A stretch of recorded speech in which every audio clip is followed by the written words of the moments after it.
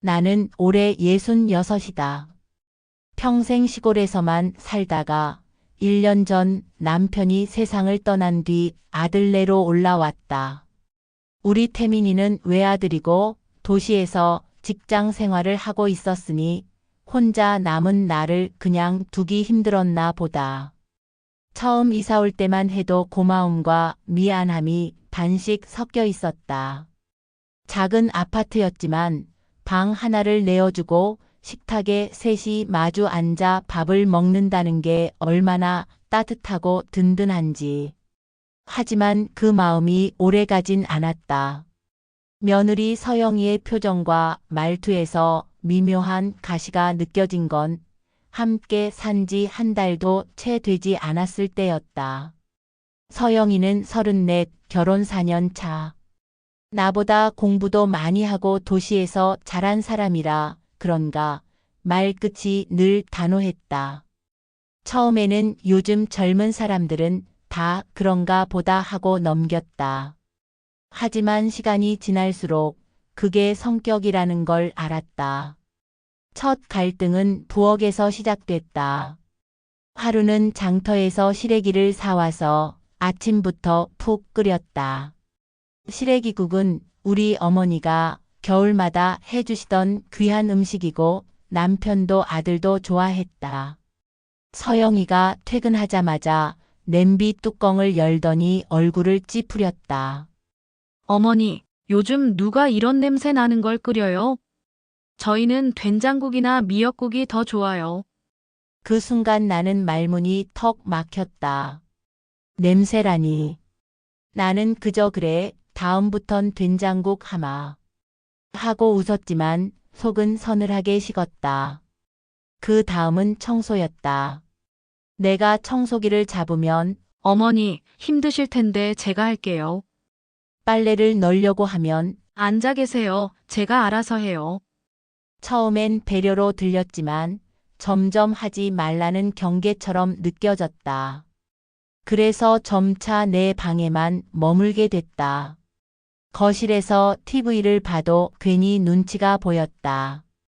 그런데 이런 일은 하루 이틀이 아니었다.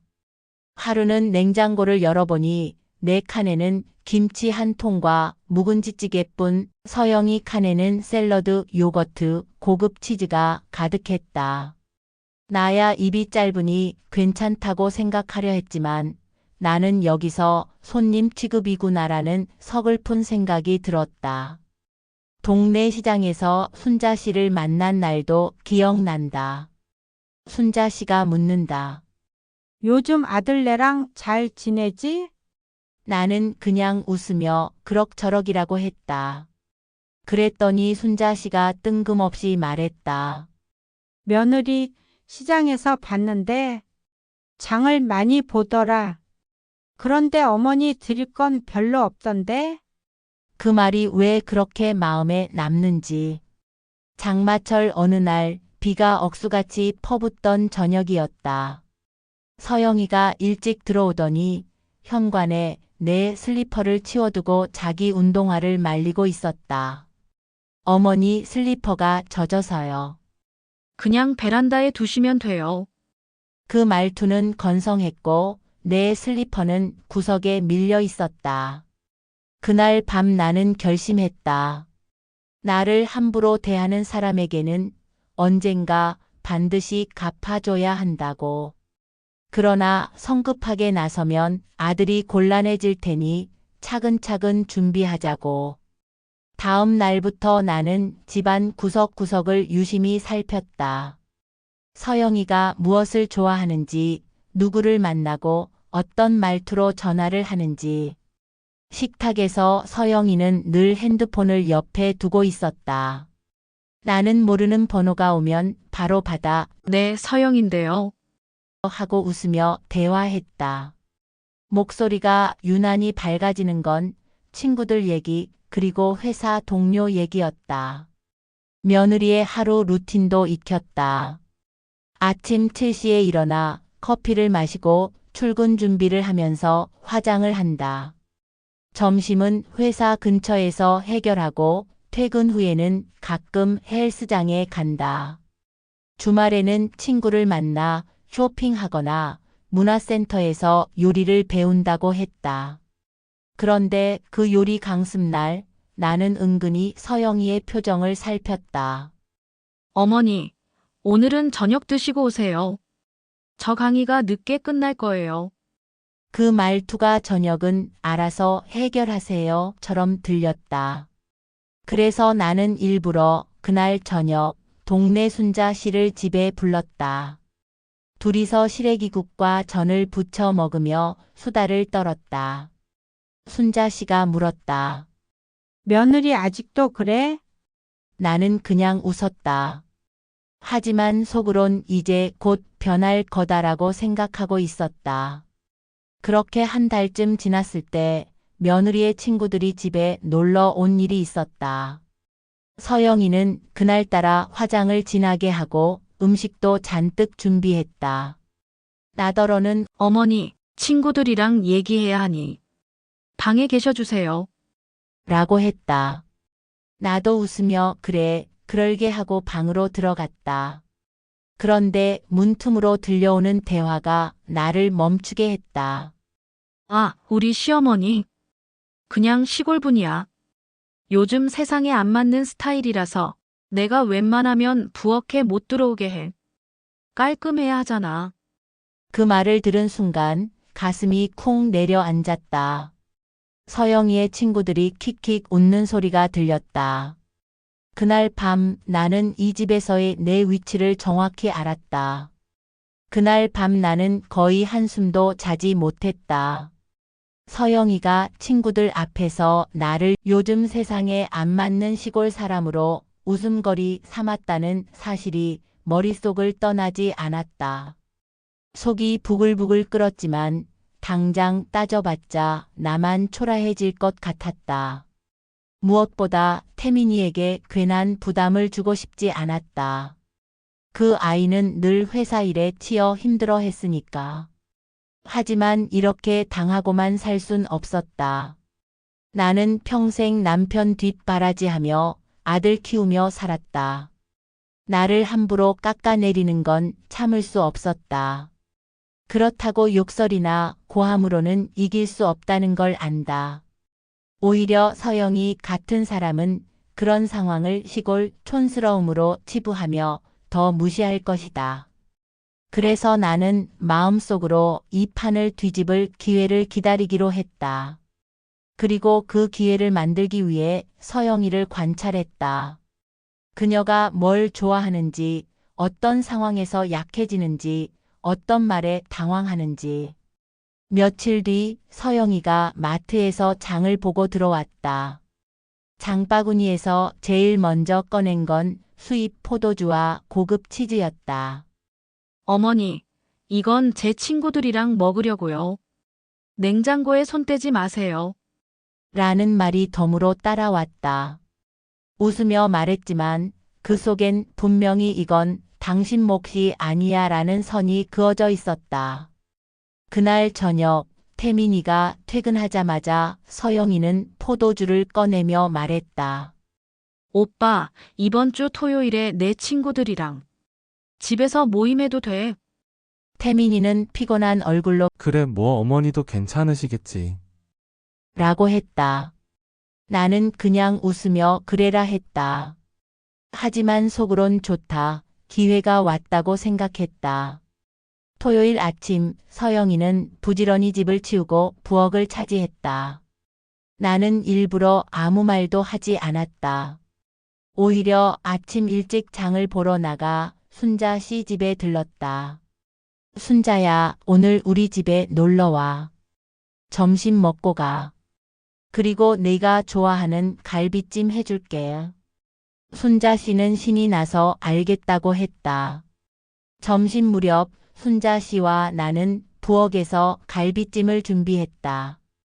향이 집안 가득 퍼졌다. 서영이는 거실에서 과일을 씻다 코를 찡그리며 말했다.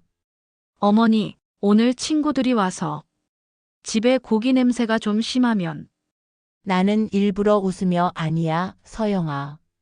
이 냄새 좋아하는 사람 많아. 너희도 이따 먹어봐.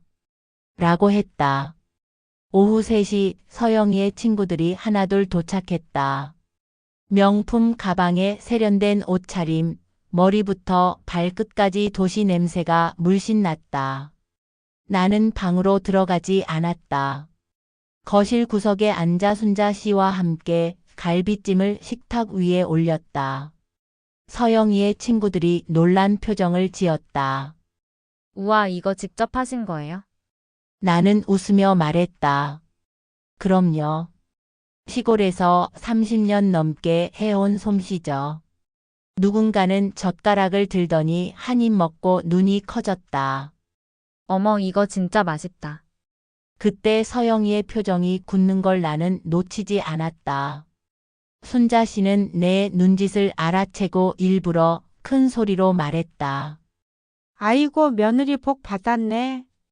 이런 시어머니가 해주는 밥을 매일 먹을 수 있다니. 서영이는 억지 웃음을 지었다. 아, 네 어머니. 음식 솜씨는 좋으세요. 하지만 목소리 끝이 살짝 떨렸다. 그날 모임은 내가 중심이 됐다. 서영이 친구들이 줄줄이 나에게 다가와 요리법을 물었고 다른 음식 요리법도 알려달라고 했다. 나는 그들에게 웃으며 답했지만 속으론 첫 걸음은 성공이라고 생각했다. 서영이는 모임이 끝난 뒤 부엌에서 설거지를 하며 아무 말도 하지 않았다. 태민이가 옆에서 어머니 덕분에 분위기 좋았네. 라고 하자 서영이는 씁쓸하게 웃었다. 나는 그 표정을 보며 마음속으로 중얼거렸다. 이제 시작이야. 다음 주부터 나는 더 조용히 움직였다. 말로 누르지 않고 상황으로 보여주기로. 아침마다 베란다 문을 열어 환기를 시키고 화분잎을 닦아주고 현관 매트를 털었다. 티 안 나게 공간의 결을 정돈하면 사람의 마음도 조금씩 고다진다. 서영이는 처음엔 눈치채지 못했지만 어느 날 현관에서 양말을 신으며 말했다. 어머니, 요즘 집 공기가 다르네요. 사람 사는 냄새가 나면 집이 편안해진다. 나는 그렇게만 답했다. 그 무렵 서영이가 회사에서 중요한 발표를 앞두고 예민해졌다. 퇴근에 들어오면 말수가 줄었고 작은 일에도 얼굴이 굳었다. 접시를 두는 소리가 약간 크게 나고 방문을 닫는 소리가 평소보다 무겁게 울렸다. 나는 괜히 말 걸지 않고 식탁 끝에 작은 쪽지만 붙였다. 따뜻한 물 끓여놨다. 배고프면 전자레인지 1분. 덧붙여 적은 건 수고했다 한마디. 감정의 열은 정면으로 받으면 더 뜨거워진다. 옆으로 살짝 비켜서 지나가게 해야 한다. 발표 전날 밤 서영이가 말했다. 어머니, 내일 아침에 절대 방에 들어오지 마세요. 제가 머리 말리고 화장하는데 집중해야 해서요. 말투는 단정했고 부탁이라기보다는 지시처럼 들렸다. 나는 그래. 대신 네가 나갈 때 내가 문 앞까지 배웅할게. 라고 덤덤히 답했다. 다음 날 서영이는 다림질한 셔츠에 재킷을 걸치고 나오면서 향수를 뿌렸다. 손끝이 약간 떨리는 걸 나는 놓치지 않았다. 엘리베이터 앞에서 어깨를 톡 건드리며 말했다. 발표할 땐 첫 문장만 또박또박. 나머지는 흐름이 해준다. 서영이가 눈을 깜박이며 고개를 끄덕였다. 네. 그날 저녁 서영이가 문을 열고 들어오자마자 신발도 벗기 전에 말했다. 어머니, 됐어요. 잘했어요. 긴장이 빠져나가자 그 아이의 얼굴이 한결 부드러워졌다. 나는 물컵을 건네며 수고했다. 하고만 말했다. 밤에 서영이가 설거지를 하다가 불쑥 물었다. 어머니, 예전에 무대에 서본 적 있으세요? 교회에서 간증 여러 번, 동네 경로당에서 반찬 강의 몇 번 했단다. 어쩐지 첫 문장만 또박또박이라니. 그거 내 멘토가 하던 말이랑 똑같아서 놀랐어요. 그날 이후 서영이는 내가 말을 꺼내면 조금 더 오래 귀를 기울였다. 들리는 시간은 곧 존중의 시간이다. 하지만 그 다음 주말 시험이 왔다. 태민이의 큰 고모 회갑 잔치에 온 가족이 모였다. 한정식집 둥근 상에 가지런히 반찬이 놓이고 가족들이 둥글게 앉았다.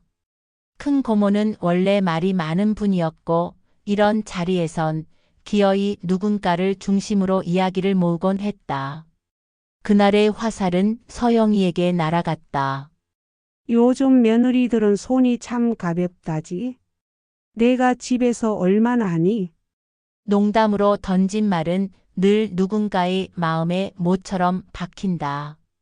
서영이는 미소를 유지했지만 목이 굳었다. 누군가가 재촉하듯 물었다. 근데 애는 언제? 테이블 위 공기가 덜컥 내려앉았다. 태민이가 물컵을 만지작거렸고 서영이는 젓가락으로 김치를 잘게 찢기만 했다. 나는 그때 숨을 길게 들이쉬었다가 조용히 내뱉었다.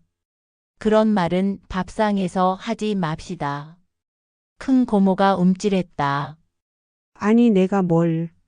어른이 농담으로 한 말이 젊은 사람에겐 칼이 될 때가 있어요. 칼은 부엌에서만 씁시다. 말 끝에 웃음을 한 톨 얹었다. 오래된 버릇은 곧장 꺾으면 부러지고 살짝 꺾어 눕혀야 모양이 바뀐다. 큰 고모가 머쓱하게 웃으며 그려. 하고 물러섰다. 서영이는 고개를 숙여 숟가락을 들었다. 내 쪽으로 아주 잠깐 고맙다는 눈빛이 스쳐갔다. 돌아오는 차 안에서 서영이가 먼 산을 보듯 말했다. 어머니, 아까 감사합니다. 나도 너의 자리를 지킨 것뿐이다. 저도 어머니 자리 지키는 법 배우고 있어요. 차창에 비친 서영이의 옆얼굴이 조금 부드러워 보였다. 하지만 배우는 중과 배운 후 사이에는 늘 시험이 있다. 그 시험은 의외로 가까운 데서 온다. 월요일 저녁 서영이가 퇴근하자마자 말했다. 어머니, 이번 주 수요일에 회사 사람들이 집에 잠깐 들를 거예요. 프로젝트 끝나서 뒤풀이 겸. 나는 고개를 끄덕였다. 몇 명이나? 5명 정도요. 방은 안 쓰고 거실만. 좋다. 다만 집에 들어오는 발은 신발장 앞에서 멈추게 해라. 네, 신발을 벗고 들어오는 집인지 신발을 신고 들어오는 집인지 정해 두면 사람의 말투도 달라진다. 서영이는 피식 웃었다. 어머니는 말이 참 속이 있어요. 나는 그 말이 칭찬인지 약간의 비꼼이 섞인 건지 따지지 않았다. 결과가 말을 대신한다. 수요일 회사 사람들이 왔다. 문 앞에서 서영이가 먼저 말했다. 여긴 신발 벗고 들어오는 집이에요. 그 한마디가 공연의 첫 안내문이었다. 모두가 까르르 웃으며 신발을 벗고 들어왔다. 누군가 집이 너무 깨끗하네요 했고 누군가는 고등어 조림 냄새 미쳤다. 라고 소리쳤다. 나는 식탁에 있는 건 마음껏 드세요 라고만 했다. 서영이 팀장이 나를 향해 예의 바르게 인사했다. 어머니 늘 고생 많으시겠습니다.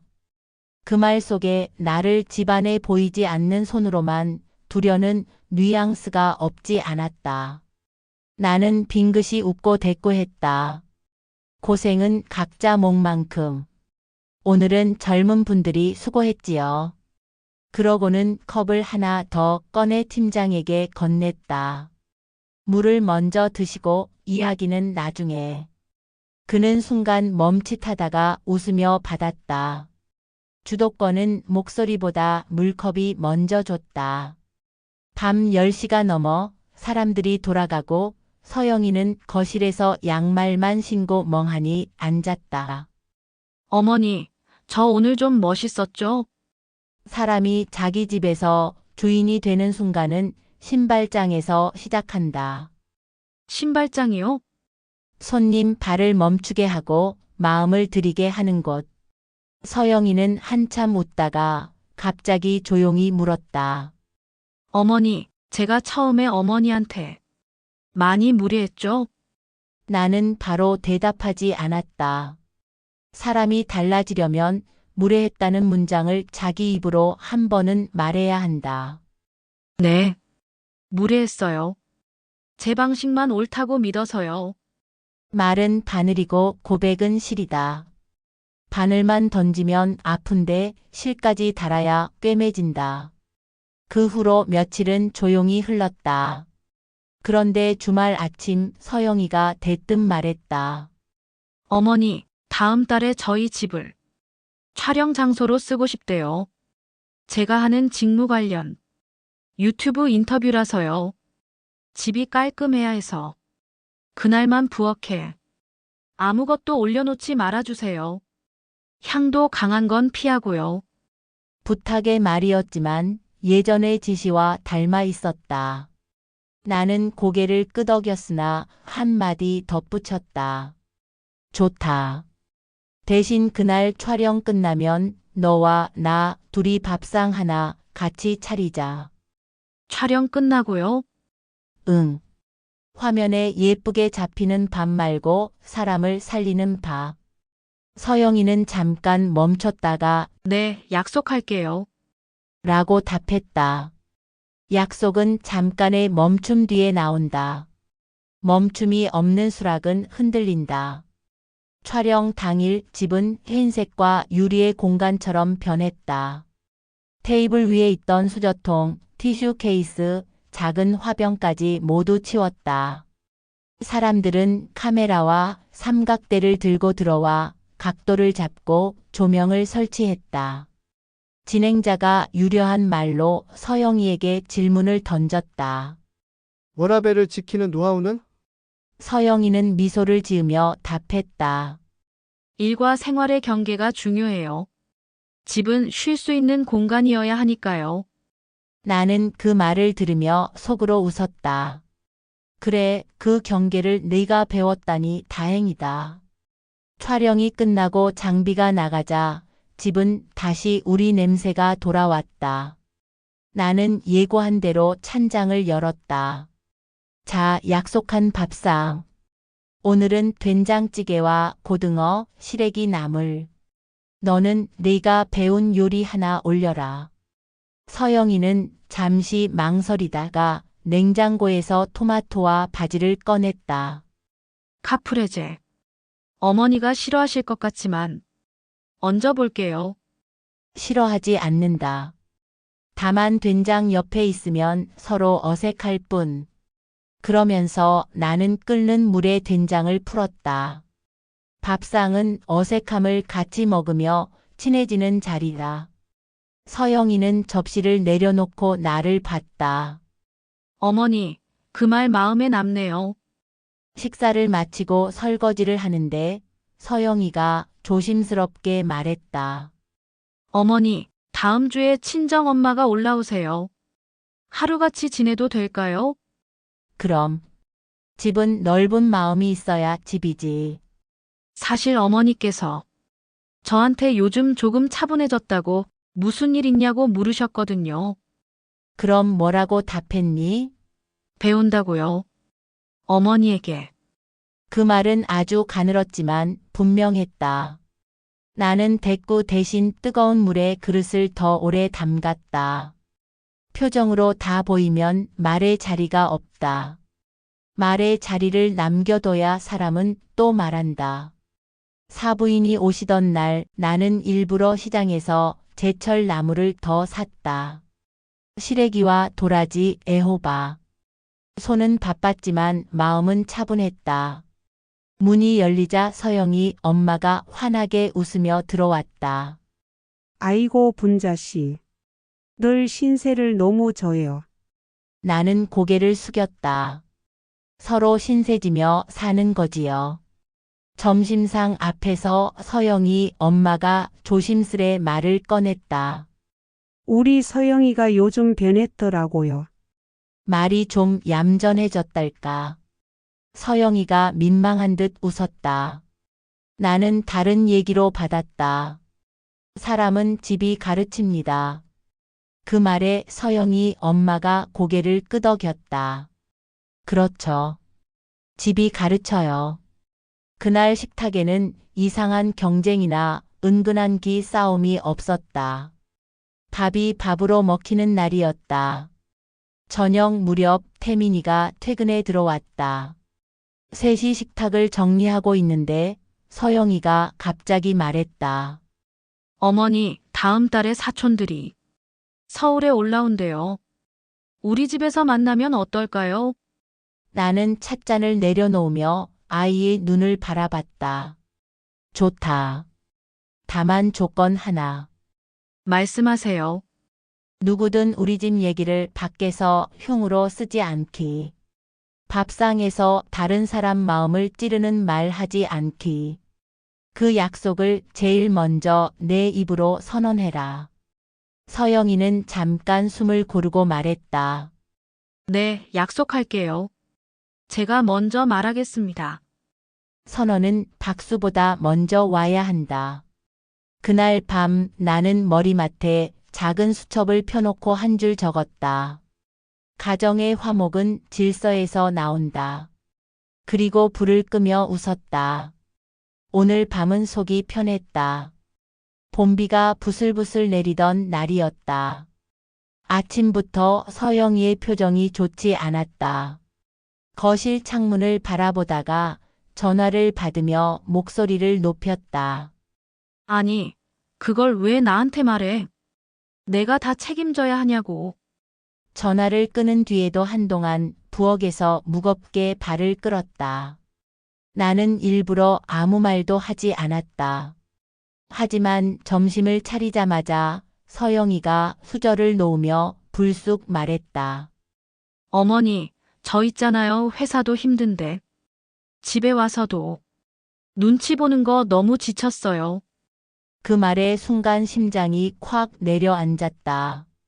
나는 눈치를 준 적이 없다고 생각했는데 서영이의 입에서는 눈치라는 단어가 튀어나온 것이다. 하지만 그 자리에서 바로 따지지 않았다. 대신 물을 한 잔 따라주며 말했다. 내 마음이 그 정도로 힘들었다면 오늘은 나가서 바람 좀 쐬고 와라. 밥은 내가 치울 테니. 서영이는 의외라는 듯 나를 보더니 말없이 집을 나섰다. 그리고 몇 시간 후 얼굴이 한층 차분해져 돌아왔다. 어머니, 저 생각 좀 해봤는데요. 저도 모르게 어머니한테 예민하게 굴었던 것 같아요. 죄송해요. 나는 고개를 끄덕이며 그래, 나도 서영이 마음을 다 몰랐던 것 같구나. 라고 했다. 그 후로 한동안 평화로웠다. 그런데 며칠 뒤 동네 부녀회 모임에서 이상한 소문을 들었다. 요즘 젊은 며느리들은 시어머니랑 잘 안 산다더니 태민이네도 곧 분가한다면서? 나는 깜짝 놀라. 아니, 그런 얘기 없었는데? 하고 웃어 넘겼지만 속은 쓰렸다. 집에 돌아와 서영이에게 물었다. 서영아, 우리가 곧 분가한다는 얘기가 동네에 퍼졌던데 무슨 일 있니? 서영이는 잠시 머뭇거리더니 대답했다. 그게 제가 회사 동료한테 요즘 시댁살이가 힘들다고 한 걸 그 사람이 좀 부풀려서 얘기한 것 같아요. 죄송해요. 나는 숨을 깊게 들이마셨다. 서영아, 힘든 건 말할 수 있다. 하지만 말이 커지는 건 너도 책임이 있다. 말은 돌처럼 던지면 주워 담을 수 없다. 그날 저녁 태민이가 퇴근하고 서영이와 함께 소파에 앉았다. 태민아, 너희가 정말 분가를 원한다면 나 혼자 살 준비를 할 테니 솔직히 말해라. 태민이는 손사래를 쳤다. 아니에요, 어머니. 전혀 그런 생각 없어요. 그저 서영이가 스트레스 받아서 잠깐 한 말일 거예요. 나는 태민이의 말 속에서 진심을 읽을 수 있었다. 그날 밤 나는 내 마음을 굳혔다. 이 집의 기둥을 다시 세워야겠다고. 그리고 그 과정에서 서영이가 스스로 자신의 자리를 느낄 수 있도록 해야 했다. 며칠 뒤 절호의 기회가 왔다. 동네 노인정에서 봄맞이 행사를 한다며 각 집에서 한 사람씩 음식 솜씨를 뽐내 달라는 부탁이 온 것이다. 나는 그 자리에서 서영이 이름을 적었다. 서영이는 깜짝 놀랐다. 어머니, 왜 저를요? 전 요리 잘 못해요. 그래서 하는 거다.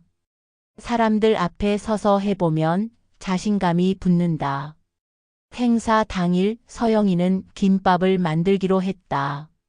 아침부터 연습하더니 처음엔 밥 양이 들쭉날쭉하고 재료가 삐져나왔지만 세 번째부터는 제법 모양이 나왔다.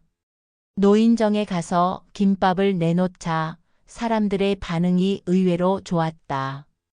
요즘 며느리가 직접 이렇게 해서 오다니 보기 좋네. 서영이 얼굴에 처음 보는 뿌듯한 미소가 번졌다. 집에 돌아오는 길에 서영이가 말했다.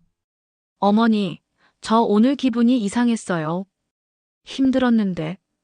뭔가 인정받은 느낌이랄까. 그게 바로 내 자리다. 남이 정해주는 게 아니라 내가 만드는 자리. 그날 이후 서영이는 동네 사람들과도 조금씩 어울리기 시작했다. 장 보러 가서 이웃 아주머니와 얘기 나누고 마트에서 세일 정보도 공유했다. 나는 그런 모습을 보며 마음이 놓였다. 하지만 진짜 사이다는 아직 오지 않았다. 그건 2달 뒤 서영이의 친정 식구들이 우리 집에 왔을 때 터졌다. 친정 식구들이 온다는 날 나는 아침부터 국물을 우려냈다. 멸치와 다시마를 낮은 불에 오래 올려두고 무와 대파를 넣어 끓였다가 건져냈다. 점심은 산뜻하게 가야 한다. 잡채는 아침에 당면을 불려두고 채소는 각각 따로 볶아 간을 맞췄다. 고기는 양념을 줄이고 대신 참기름을 늦게 넣어 향만 살렸다. 밥상엔 사람의 마음이 오르내린다. 오늘은 내 마음보다 서영이 마음이 흔들리지 않게 받쳐주는 테이블이 되어야 했다. 문이 열리고 서영이 엄마와 작은 외숙모, 사촌 여동생이 연달아 들어왔다. 친정 엄마는 원래 티 없이 환한 분인데 그 환함이 때로는 상대의 마음을 모르게 한다. 아이고 분자씨 매번 번거롭게 해서 어쩌나. 말은 고운데 눈은 재빨리 집안을 후었다. 그 눈빛이 나를 지나 식탁 높이, 소파 각도, 커튼 길이까지 점검하는 듯 했다. 나는 웃으며 멀리서 오느라 힘드셨을 텐데 먼저 물부터 드세요. 하고 컵을 건넸다. 앉자마자 작은 외숙모가 말을 붙였다. 서영아 너 요새 살이 좀 빠졌네. 집안일이 그리 많니? 서영이가 잠깐 나를 보았다. 그 옛날 같으면 그냥. 하고 대충 넘겼을 그 애다. 이번엔 천천히 고개를 저었다. 아니에요. 집안일은 분담하고 있어요. 제가 그동안 빨리만 챙겼는데 어머니한테 가치의 걸음 배우는 중이에요. 작은 외숙모가 의외라는 듯 웃었다. 요즘 며느리가 가치를 말하네. 친정 엄마는 젓가락으로 잡채를 들며 말했다. 잡채 간이 딱이다. 분자씨 솜씨지? 나는 서영이를 향해 고개를 끄덕였다. 이건 서영이가 조율했어요. 간을 줄이고 향을 늦게 얻는 법. 사촌 여동생이 놀라서 눈을 크게 떴다. 언니가요? 요리 못한다더니? 서영이가 머쓱하게 웃었다. 나는 그 순간 밥상 위의 바늘을 보았다. 못한다더니는 부드러운 말투 속 작은 가시다.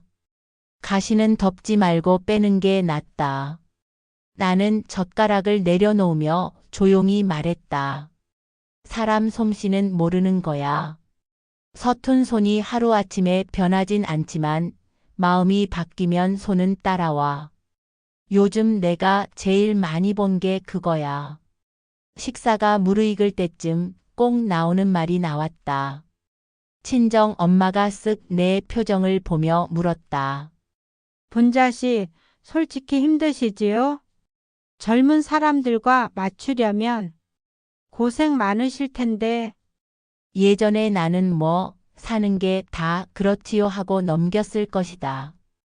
오늘의 나는 다르게 앉았다. 허리를 펴고 목소리의 온도를 낮췄다. 어른이 젊은 집에 들어오면 편하려고 들어온 게 아니라 배우려고 들어온 거지요. 다만 한 가지, 집의 주인은 집을 세우는 사람입니다. 여긴 저희 아이들 집이고 저는 손님이자 가족입니다. 손님이라 함부로 하지 않고 가족이라 외면하지 않습니다. 조용했지만 식탁 나무결을 타고 내려가는 소리였다. 사촌 여동생이 물컵을 내려놓으며 그럼 이 집에선 누가 제일 힘이세요? 하고 웃었다. 농담이지만 질문은 정확했다. 나는 웃었다. 힘은 보이는 손에만 있는 게 아니지. 이 집에선 약속이 제일 힘이 세. 신발장 앞에 멈춤 문 두드리는 노크, 밖에서 가족 이야기 함부로 안 하는 선언. 약속이 앉으면 사람은 저절로 자리를 찾는다. 그때 친정 엄마가 살짝 목소리를 낮췄다. 사실 오늘 내가 온 이유가 하나 더 있어요. 그 말에 앞자락에서 어색함이 나왔다. 서영이가 전에 회사 동료들이랑 얘기하다가 시어머니가 요즘 스타일이 아니라 불편하다고 한 게 우리 쪽 친척들에게도 전해졌더라고요.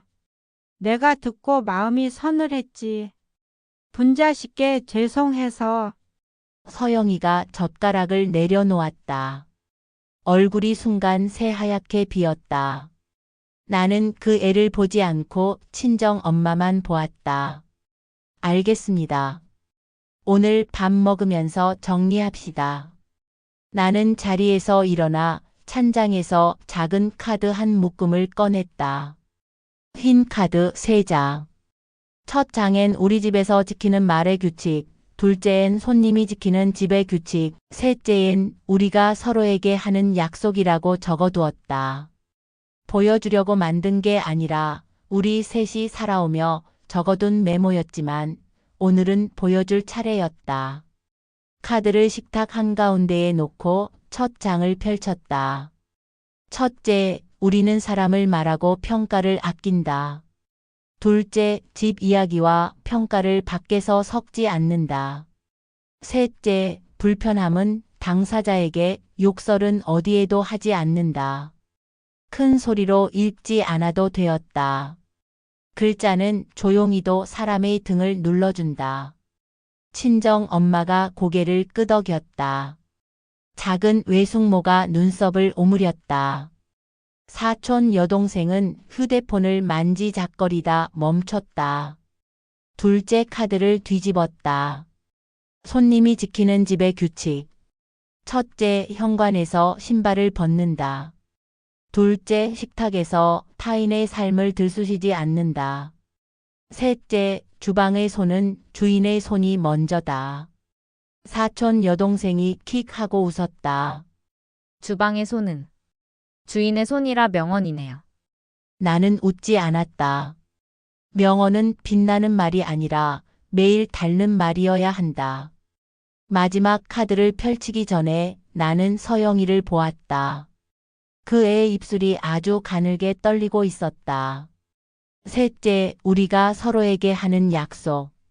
나는 일부러 카드를 서영이에게 건넸다. 네가 읽어라. 서영이는 손을 받아 떨림을 눌렀다. 하나, 우리는 서로의 마음을 추측하지 않고 물어본다. 둘, 우리는 잘못을 인정하는 사람의 편에 선다. 셋, 우리는 바뀌는 사람을 기다린다. 마지막 문장을 읽는 동안 그 애의 목소리에 작은 금이 갔다. 카드가 셋의 손을 거쳐 테이블에 내려앉았다. 친정 엄마가 상을 짚고 말했다. 분자씨, 오늘 제가 실수했습니다. 전 딸의 힘든 말만 듣고 사위를 지키려는 마음으로 당신을 기준으로 재단했어요. 제가 먼저 사과합니다. 목소리가 맑았다. 나는 고개를 숙였다. 받겠습니다. 그리고 저도 제 몫의 사과를 하겠습니다. 제가 이 집에 들어와 초기에 제 방식으로만 하려던 날들이 있었습니다. 그때 서영이를 힘들게 했을 겁니다. 흠칫하는 기색이 여기저기서 보였다. 나는 덧붙였다. 사과는 서로의 눈높이에 맞춰 하는 것이지 누구 한 사람의 승리 자리가 아닙니다. 사촌 여동생이 장난을 놓치지 않았다. 그럼 오늘의 승자는 약속? 나는 그제야 웃었다. 그래, 오늘의 승자는 약속. 서영이가 그 말에 맞춰 작은 박수를 쳤다. 약속. 식사를 마치고 차를 마시는 동안 친정 엄마가 조심스럽게 물었다. 분자씨, 저 카드 사진 찍어도 될까요? 우리 집에도 붙여두고 싶어요. 나는 고개를 끄덕이며 카드 뒷면을 보여주었다. 뒷면엔 작게 날짜가 적혀 있었다. 우리가 이 집에 같이 살기 시작하고 한 달쯤 지나 처음 만든 날. 그땐 우리 셋에게 필요해서 만든 거였죠. 오늘은 넷, 다섯에게 필요해졌네요. 사람들은 하나씩 휴대폰을 꺼내 셔터를 눌렀다. 셔터 소리가 작은 종소리처럼 맑았다. 친정 식구들이 돌아가고 문이 닫히자 집 안에 깊은 숨이 한 번 흘렀다. 서영이가 부엌에 기대 서서 나를 봤다. 어머니, 저 오늘 정말 부끄러웠어요. 부끄러움은 나쁜 게 아니다. 부끄러움을 느낄 줄 아는 사람만 변한다. 저 이제 밖에서 어머니 흉 안 볼게요. 아니, 가족 얘기를 아예 밖에서 가볍게 꺼내지 않게 조심할게요. 좋다. 대신 집 안에서 불편하면 말해라. 밖에서 말하면 흉이고 안에서 말하면 대화다. 서영이는 두 손으로 얼굴을 덮었다가 천천히 내렸다. 눈가가 조금 젖어 있었다. 어머니 고맙습니다. 그날 밤 나는 잠들기 전에 수첩에 한 줄을 더 적었다. 오늘 약속이 사람을 이겼다. 내일 사람도 약속을 지킬 것이다. 그리고 이제 알았다. 사이다는 상대의 얼굴에 들이붓는 게 아니라 식탁 한가운데에 올려두고 모두가 조금씩 마시게 하는 거라는 걸. 목만 시원해지는 게 아니라 속이 편안해지는. 다음 주 월요일 아침 현관 앞 작은 칠판에 서영이가 분필로 글자를 썼다. 똑똑 멈춤 들어옴 존중. 나는 신발끈을 매다 말고 물었다. 이건 내가 만든 문장. 네. 회사에서 배운 문구 응용했어요. 우리 집엔 이게 맞을 것 같아서요. 좋다. 칠판을 지나며 손가락으로 가볍게 똑똑을 두드리고 나왔다. 복도 끝까지 걸어가면서 오래 묵은 어떤 응어리가 바람처럼 빠져나가는 느낌이 들었다. 오래 버티던 것들이 제자리를 찾아 눕는 소리였다.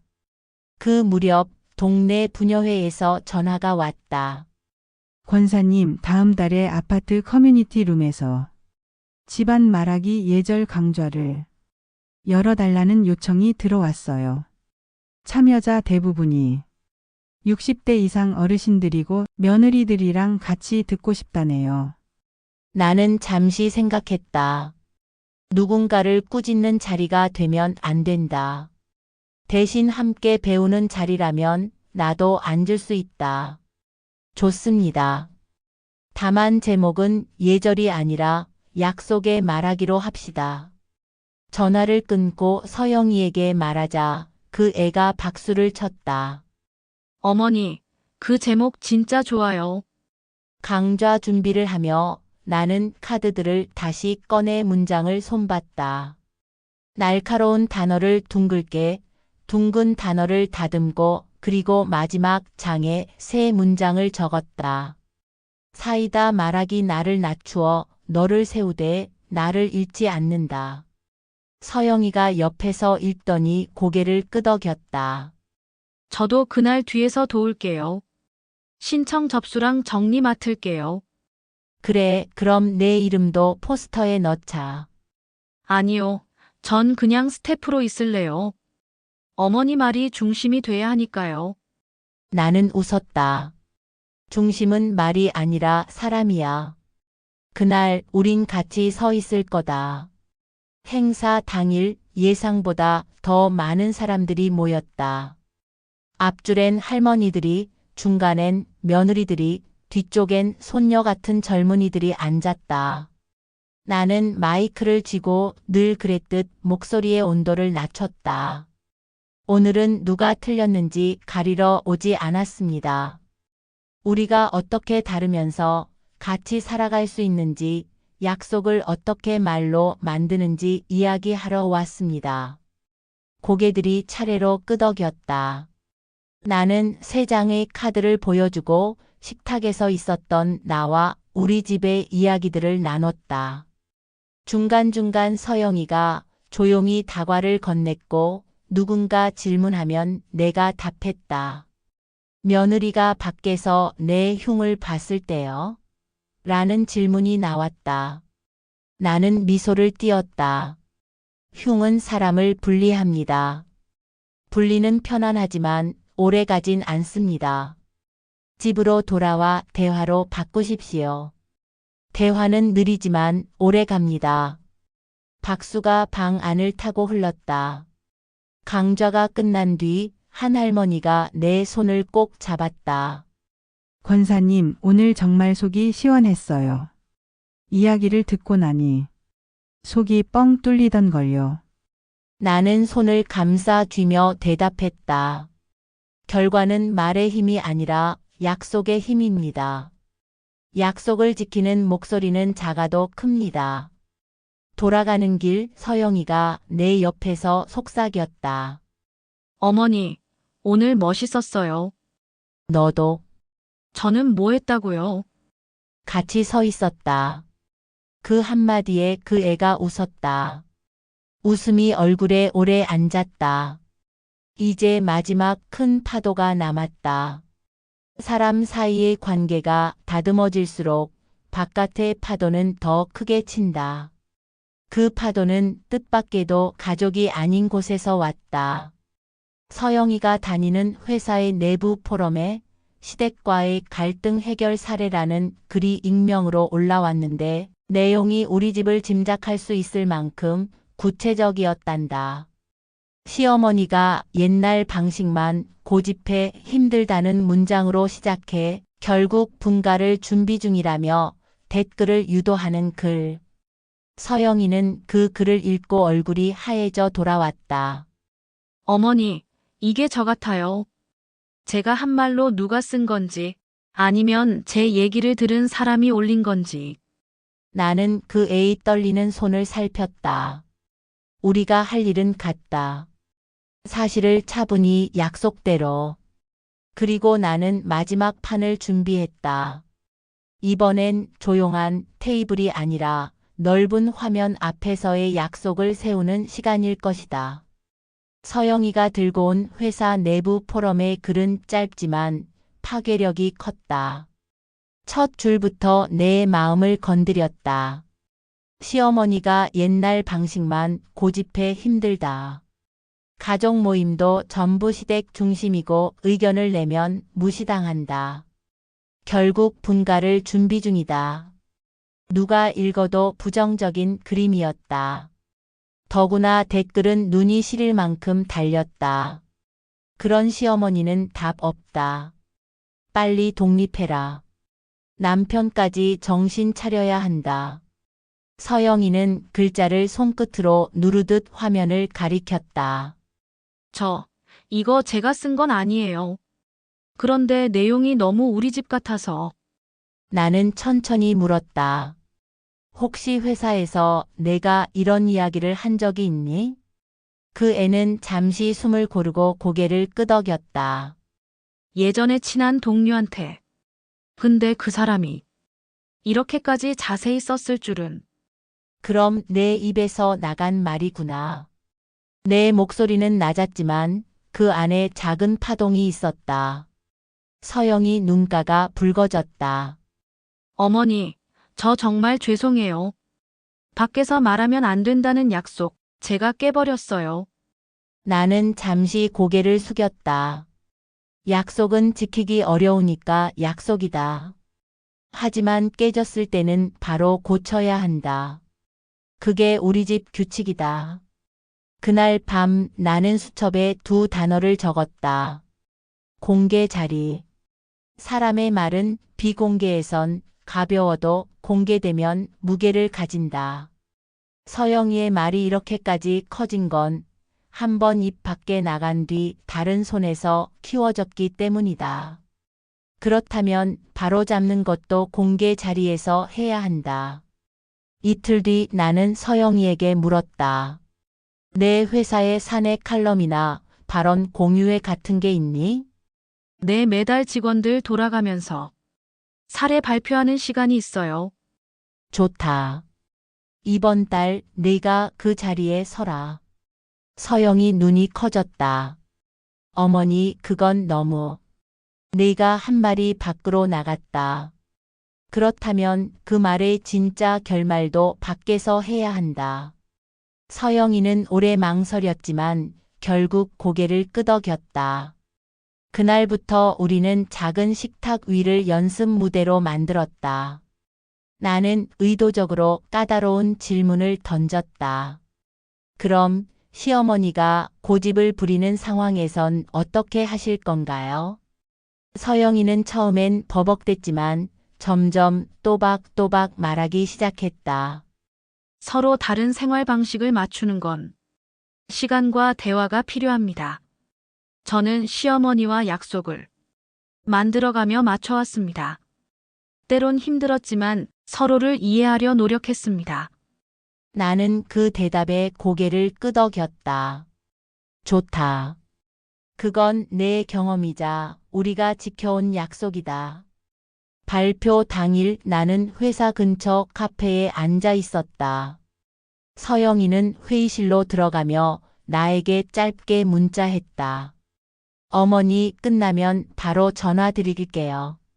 1시간쯤 지나 전화가 울렸다. 어머니, 끝났어요. 사람들이 박수를 쳤어요. 목소리 속에 안도와 울음이 섞여 있었다. 서영이는 발표 중간에 이렇게 말했다고 했다. 저는 시어머니와 함께 살면서 오해도 있었지만 그보다 더 큰 건 서로의 변화를 지켜본 시간이었습니다. 밖에서 흉을 보는 대신 집안에서 대화로 바꾸자고 약속했습니다. 저는 그 약속을 한 번 어겼고 오늘 그걸 바로잡으러 나왔습니다. 발표가 끝나자 몇몇 동료들이 다가와 내 이야기 들으니 생각이 바뀌었다. 나도 우리 시댁이랑 약속 만들어 봐야겠다. 라고 말했다고 했다. 나는 전화를 끊으며 깊게 숨을 내쉬었다. 이제 남은 건 우리 집 안에서의 마무리였다. 저녁 식탁에서 나는 서영이와 민호를 바라보며 말했다. 오늘로 약속이 한 번 더 단단해졌다. 그리고 한 가지 더 하자. 앞으로 우리 집 약속은 종이에만 쓰지 말고 한 달에 한 번씩 소리내어 읽자. 읽는 동안 서로의 눈을 보고 민호가 웃으며 대답했다. 좋아요. 그럼 이번 달은 서영이가 첫 번째로 읽는 거다. 서영이는 고개를 끄덕이며 종이를 들었다. 그 목소리는 이전보다 낮고 안정돼 있었다. 그 순간 나는 알았다. 고부간의 정이란 갈등과 오해의 시간이 걸리기는 해도 서로를 이해하고 돈독하게 만드는 힘이 있다는 걸. 그리고 그 힘은 약속을 지키고 바로잡는 데서 나온다는 것도.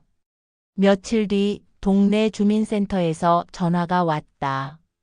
어르신 지난번 부녀회 모임 때 말씀하신 가족 간 약속 지키기 이야기 정말 좋았어요. 이번에 주민 강좌 시간에 그 얘기 좀 해주실 수 있나요? 나는 잠시 망설였다.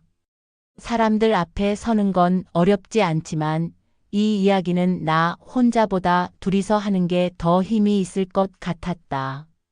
그래서 대답했다. 저 혼자보다는 우리 며느리랑 같이 하면 좋겠습니다. 전화를 끊고 서영이를 불렀다. 서영아, 우리 둘이 강연을 해보자. 강연이요? 그래. 주제는 가족 안에서 약속을 만드는 법. 내 얘기도 같이 해야 한다. 서영이는 처음엔 놀란 표정이었다. 어머니, 제가 거기서 무슨 말을 해요? 잘못했던 일 얘기하는 건 부끄럽기도 하고. 나는 부드럽게 웃었다. 부끄러운 건 살아있다는 증거다. 부끄러움을 꺼내놓으면 그 자리가 비워져서 다른 게 들어올 수 있다. 우리는 며칠 동안 저녁마다 식탁 위에 종이와 펜을 놓고 연습했다. 나는 내 시선에서 있었던 일들을 말했고 서영이는 그날의 자기 마음을 덧붙였다. 그때 저는 사실 인정받고 싶었는데 표현을 반대로 했던 것 같아요. 나는 그걸 몰라서 고집만 부린 줄 알았지. 강연 당일 주민센터 강의실에는 동네 어른들과 젊은 부부들까지 모였다.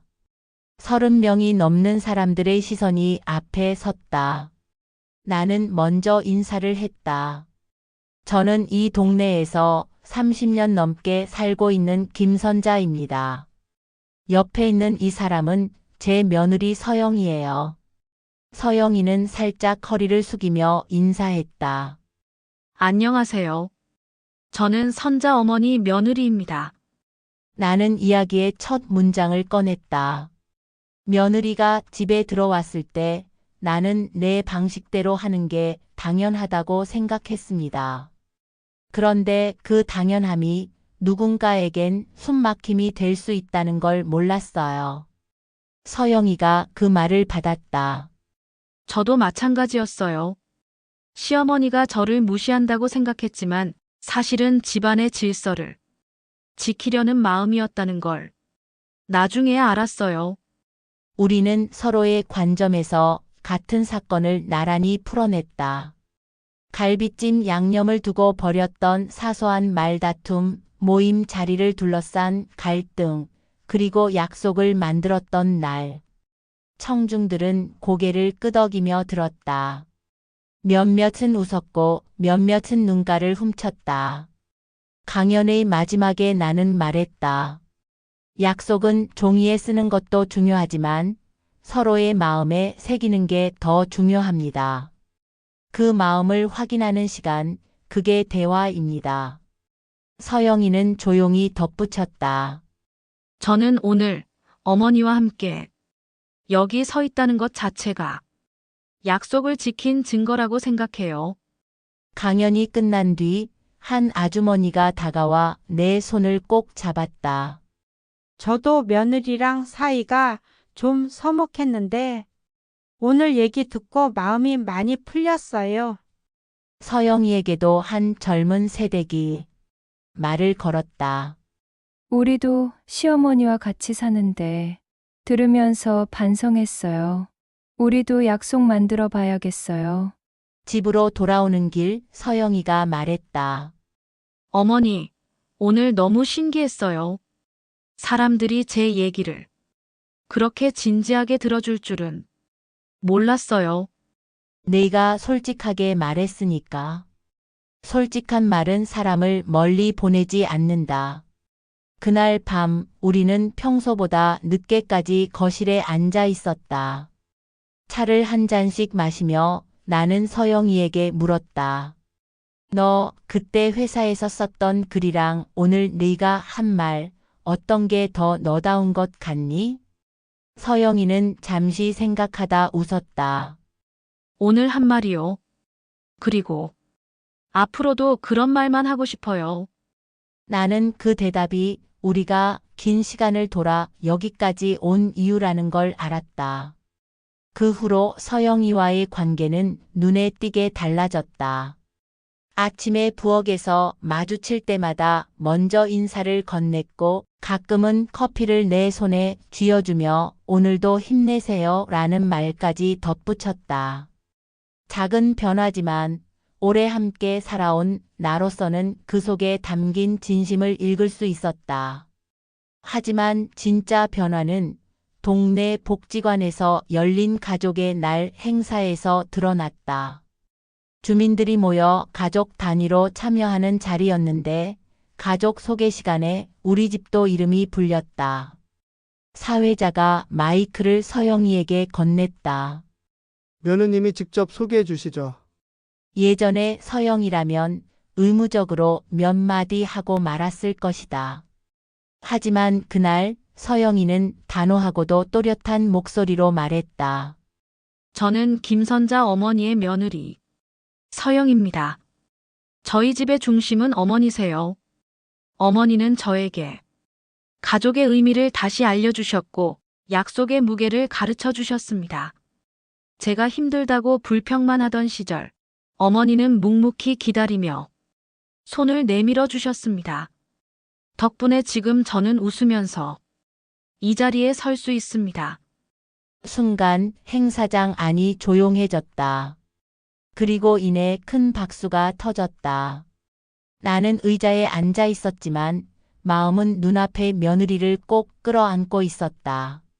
그 말을 듣는 순간 지난 시간의 서운함과 속상함이 눈 녹듯 사라졌다. 행사가 끝나고 이웃 몇 명이 다가와 나를 바라보며 말했다. 어르신 참 좋으시겠어요. 그렇게 며느리한테 인정받는 게 쉽지 않은데. 나는 웃으며 대답했다. 쉽진 않지만 서로 노력하면 되는 일이지요. 집으로 돌아오는 길 서영이가 조심스럽게 말을 꺼냈다. 어머니, 제가 오늘 한 말 그냥 인사치레 아니에요. 진심이에요. 나도 알아. 내 눈을 보니까 알겠더라. 서영이는 내 팔을 가볍게 잡으며 웃었다. 앞으로는 밖에서 어머니 흉 안 볼게요. 대신 자랑만 할 거예요. 그 말에 나도 모르게 크게 웃음이 터졌다. 길 위에 부슬비가 내렸지만 발걸음이 한결 가벼웠다. 그날 밤 나는 내 수첩 마지막 장에 이렇게 적었다. 사이다는 단숨에 들이켜는 청량감만이 아니라 오랜 시간 가꾼 관계가 주는 시원함이다. 그리고 펜을 내려놓으며 속으로 다짐했다. 이제 이 집의 평화는 오래 갈 거라고. 가을이 막 시작된 어느 주말 아침, 태민이가 갑자기 제안을 했다. 어머니, 이번 주말에 가족 영상 편지를 찍어볼까요? 회사에서 가족 이야기 공모전을 한다고 하거든요. 서영이도 옆에서 고개를 끄덕이며 덧붙였다. 우리 이야기라면 분명 상 받을 거예요. 그리고 제가 하고 싶은 말도 있어요. 나는 조금 놀랐다. 영상 편지라니 예전에 서영이라면 절대 먼저 제안하지 않았을 일이었다. 하지만 그들의 표정이 진지했고 나 역시 그 마음을 받아주고 싶었다. 거실 한쪽에 휴대폰을 세워두고 태민이가 먼저 말을 꺼냈다. 저희 가족은 한때 서로의 방식이 너무 달라서 부딪히기도 많이 했습니다. 하지만 지금은 서로의 다름을 인정하고 약속을 지키며 살아갑니다. 그 다음 서영이가 카메라를 향해 시선을 고정했다. 처음엔 시어머니가 저를 이해하지 않는다고 생각했습니다. 그래서 바깥에서 불평도 하고 제 마음만 억울하다고 여겼어요. 그런데 이제 알았습니다. 어머니는 저를 가족으로 만들고 싶어서 자신의 시간을 저와 나누고 계셨던 거예요. 그녀는 잠시 숨을 고르고 내 쪽으로 몸을 돌렸다. 어머니, 이제는 제가 그 마음을 조금은 알 것 같습니다.